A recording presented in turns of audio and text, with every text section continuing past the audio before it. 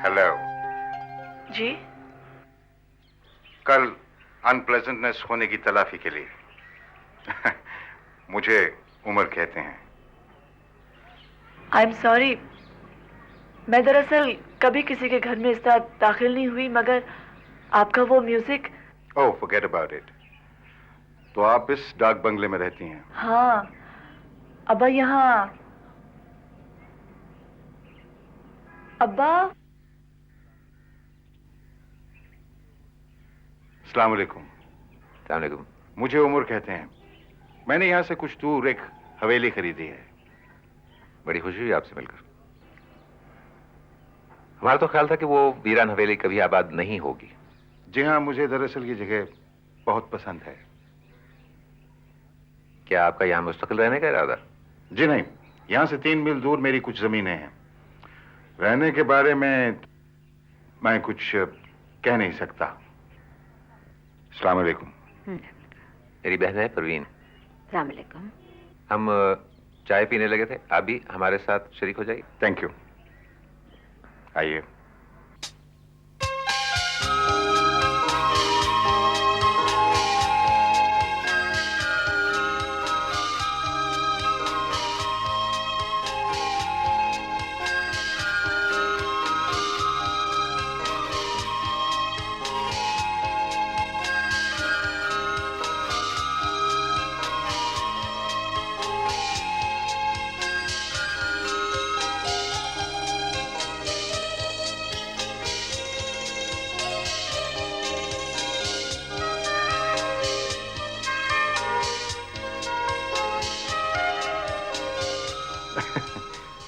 वैसे इतनी pleasant company को छोड़कर जाने को जी तो नहीं चाहता, लेकिन मेरी कुछ कमिटमेंट्स हैं।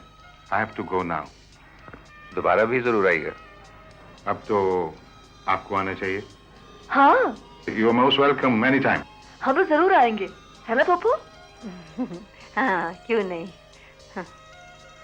आइए, मैं आपको गेट तक छोड़ा। Thank you. आपकी चाय बहुत उम्दा। Thank you.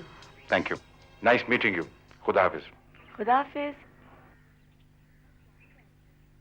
पप्पू कितना चार्मिंग आदमी है ना? हाँ, होगा चार्मिंग। मुझे तो इन बंदूकों वालों से वैसे ही डर लगता है। वो शब्बा बता रही थी कि इनकी हवेली में सारा दिन बंदूकों वाले फिरते रहते। पप्पू, एक तो गार्ड्स होंगे और वैसे भी नौकर कितना एग्जैजरेट करते हैं। पप्पू पता है, ये जो अमीर आदमी होते हैं ना, इनके दुश्मन भी तो होते हैं। दुश्मन भी होते हैं। इन लोगों से वैसे ही दूर रहना चाहिए। पता नहीं भाईजान ने क्यों कह दिया कि दोबारा भी आइएगा। पप्पू कैसी बातें करती हैं आप? वैसे पप्पू मुझे तो बहुत ही फैसिनेटिंग आदमी लगता है। अजीब बात की है तुमने। ये देखिए पप्पू, फूल सूखे कितने अच्छे। पर करो। पप्पू। प्यारी ताजी, मैं आपको ये खत इसलिए लिख रही हूँ क्योंकि हम हमेशा बहनों की तरह थे और मुझे पता है आप मेरी बात नहीं टालेंगी। मैं कुछ अरसे के लिए शहर आकर आपके पास ठहरना चाहती हूँ।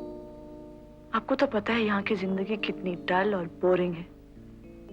यूं भी मैं शुरू से कुछ करना चाहती थी।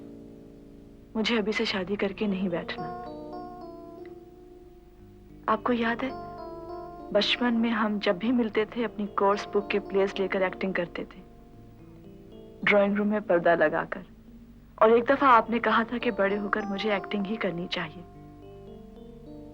पता नहीं अब आपका क्या ख्याल हो, मगर मैंने फैसला कर लिया है कि मैं शोबिज़ में ही जाऊंगी और यही मेरा करियर होगा। मेरी एक पुरानी दोस्त नताशा एक एड एजेंसी में काम करती है और उसने मेरी मदद करने का वादा भी किया है। अब्बा यकीनन मेरी मुखालफत करेंगे और फुप्पो चाहती हैं मैं शादी कर लूं, लेकिन आप तो मेरा साथ देंगी ना? कहीं ऐसा तो नहीं कि आप भी बदल गई हूं? आप मुझे खत लिखकर बताएं कि मैं आ सकती हूं या नहीं। अब्बा और फुप्पो की फिक्र मत करें, उनको मैं मना लूंगी।